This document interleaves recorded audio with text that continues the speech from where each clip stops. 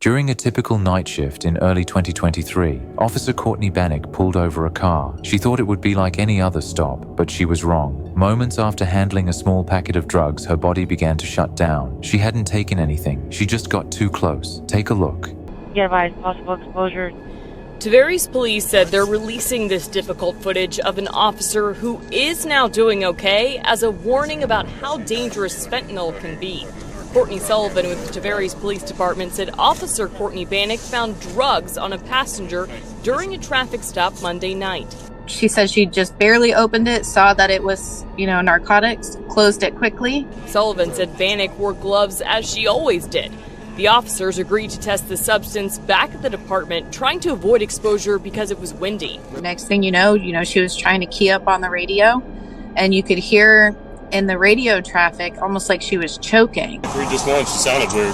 Sullivan said the officers found Bannock in and out of consciousness. They got Bannock out of the car and ran to get the emergency medication Narcan. He's ODing. Narcan. A small window to get to the hospital and to get the care that you need. Get an ambulance. You're good for you. You're good. She's breathing.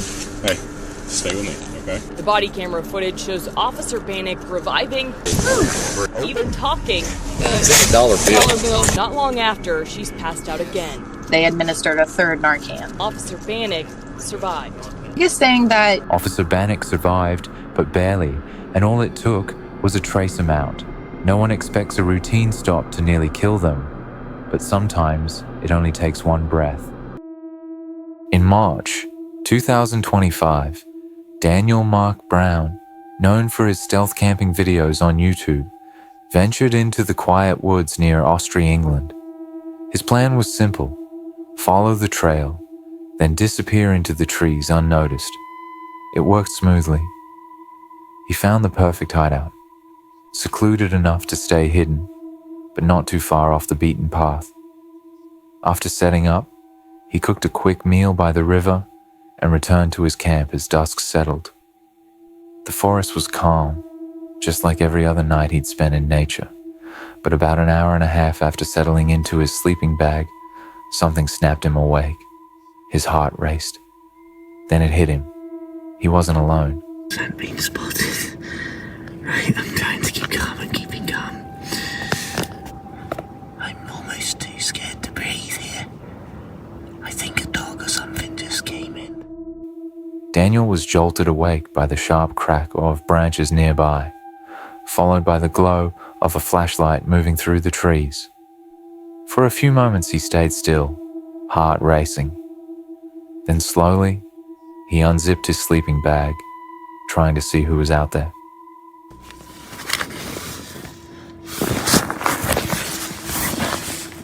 Oh, that's right. They're looking straight at me. I'm trying not to panic.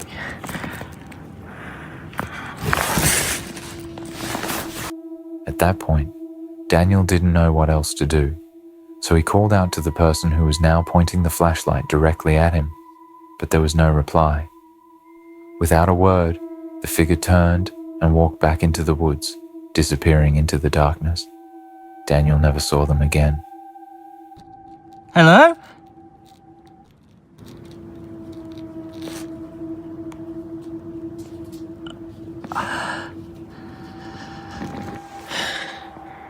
They haven't been about. I haven't seen a single light now for maybe 5-10 minutes. I don't even know. I've been just trying to keep as calm as possible, but when they walked off and the light went out, I don't even know which direction they were, but somewhere in that direction. I'll forget it. Let's just go. The experience rattled Daniel enough that he quickly packed up and tried to get out of the woods. Whoever was holding that flashlight never spoke, just turned off the light and disappeared into the trees. It felt threatening, like they might have been hiding or planning something. Maybe it was harmless. Someone walking a dog, just as startled as he was. But it's also possible they were sneaking up on him and backed off once they knew they'd been spotted. Whatever the case, Daniel made it out safely and never saw them again. On February 18th, 2022, in Shawano, Wisconsin, The footage comes from Officer Jeff Beutner's dash cam while he was patrolling the highway. Suddenly, a massive pileup of cars appeared in front of him.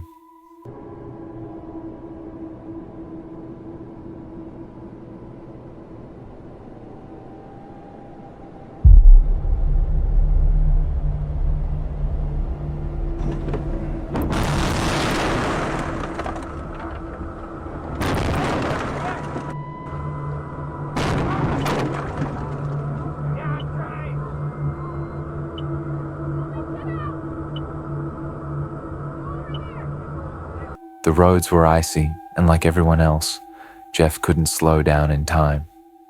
He slammed into the mess of cars ahead, and before he could even get out of his cruiser, more vehicles came in fast, hitting his police car from behind. Trapped inside, Jeff was shaken, but thankfully unharmed. After a few moments, some of the other drivers involved in the crash approached to check on him.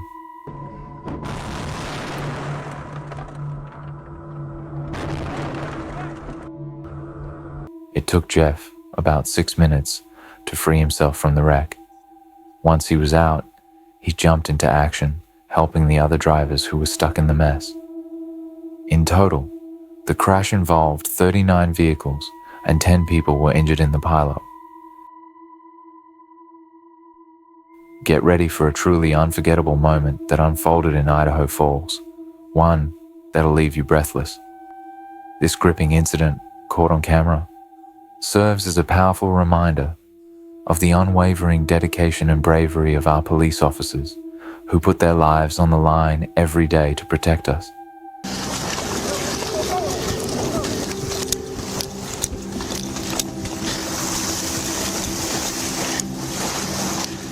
It was a rainy Tuesday, and the skies above Idaho Falls had unleashed a steady downpour, turning the streets into rivers.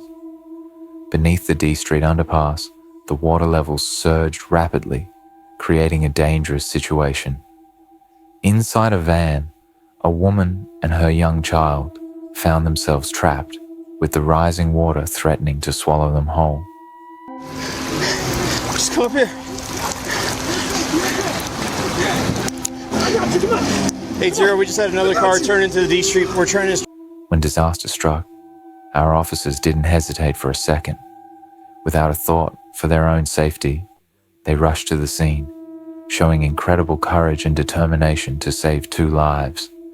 Thanks to exclusive body cam footage, we get to witness the rescue unfold in real time. The scene was chaos. Water was rising fast, and every second counted. But these officers stayed focused, making swift, smart decisions to get the woman and child to safety. Their bravery and quick thinking were nothing short of extraordinary. This is a reminder of the daily sacrifices our officers make to protect us. Urban exploration isn't just about abandoned buildings or eerie silence. It's about curiosity, adrenaline, and sometimes brushing up against real danger. Few people capture that better than John, the creator behind the YouTube channel Exploration Unknown. Since 2016, he's been venturing into forgotten places, homes reclaimed by nature, collapsing structures, and spaces heavy with untold stories. His channel is filled with videos that range from fascinating to downright chilling. That floor is gone right there. That's a deep drop. These floors are not very stable. Hear it? Yeah. You guys check out that fireplace. If that falls, dude, I don't know what it's going to do to the rest of this house. Yeah, I know, because that's a load-bearing wall out there. That's going to be a lot of weight to hit this floor.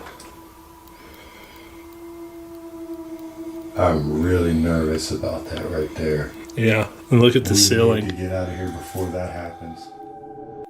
One of the most unsettling moments on his channel came in March 2019, when John teamed up with another YouTuber to explore an old house with a haunting past. Locals say a woman took her own life there, years after losing her child. From the moment they step inside, you can tell it's a dangerous place. The floors are warped, the roof seems ready to cave in, and every step feels like it could be your last. People often talk about the surface level risks of urban exploration, getting caught by security, running into squatters, or even an angry dog. But the real danger is often beneath your feet. These structures are unstable. One wrong move and you could find yourself under a pile of debris, or worse, falling through to another level with no way out. All right, guys, I think we've decided to chance it. What do you think, Tim? I think we talked about it. It hasn't moved anymore. Let's just stay away from that area. Yes. Let's go back here to the room where the wife. You didn't fall through the floor, did you? No, but it cracked a little. Oh man, there's a crib in here. Oh shoot.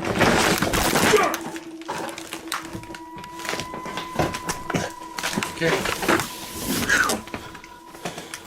Oh, yeah. Well, I just fell through the floor. Ow, God. You alright, man? Oh, We need to go. we gotta get out of here. That's exactly what nearly happened to John. While walking across one of the rooms, he suddenly felt the floor start to give way. He realized what was happening, but by then, it was almost too late. In a quick, instinctive move, he shifted his weight to his other leg and narrowly avoided crashing through. Had he not reacted in time, he could have fallen about 10 feet into the basement below. It was a close call, and one that left both explorers rattled. After that moment, they didn't take any more chances. The two carefully made their way out of the house and back to the safety of their car, shaken but unharmed.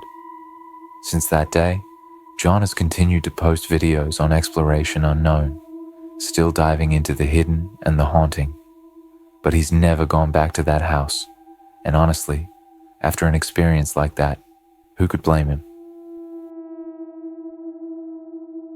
Some stories sound too wild to be real. This is one of them.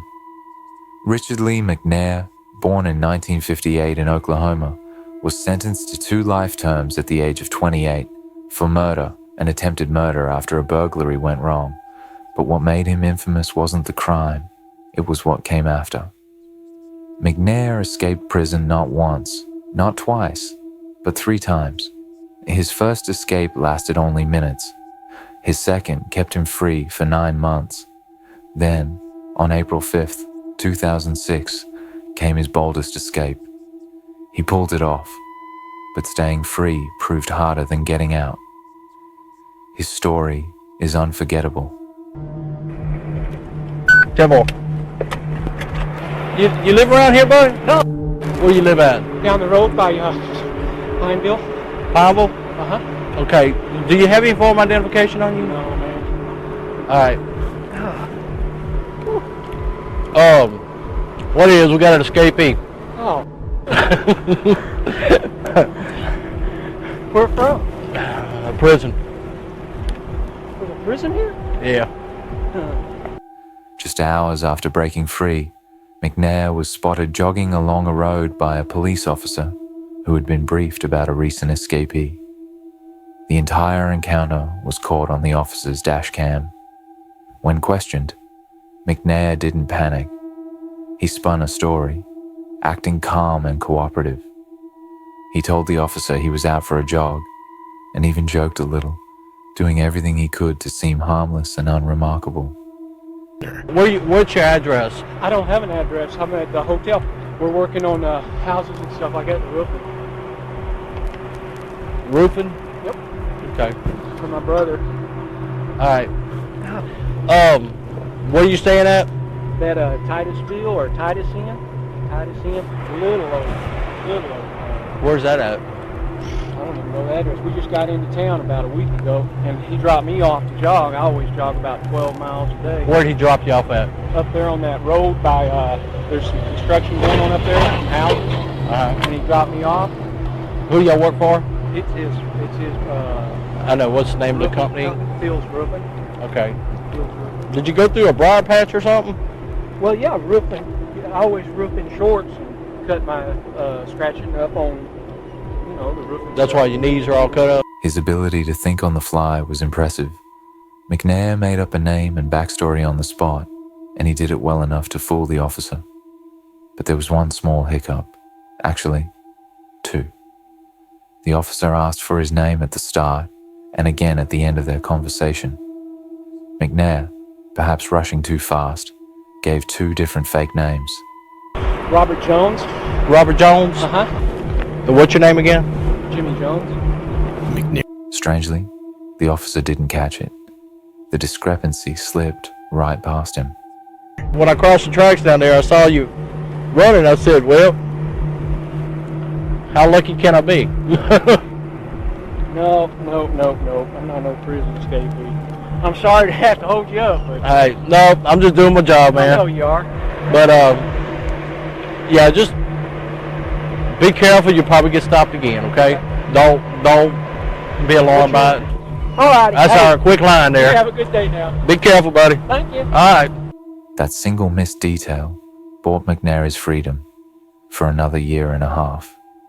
He vanished again, living under the radar until law enforcement finally tracked him down. When they did, there were no more chances. McNair was sent to ADX Florence in Colorado, the most secure federal prison in the United States, a place where escape isn't just unlikely, it's nearly impossible. Since then, McNair has stayed put.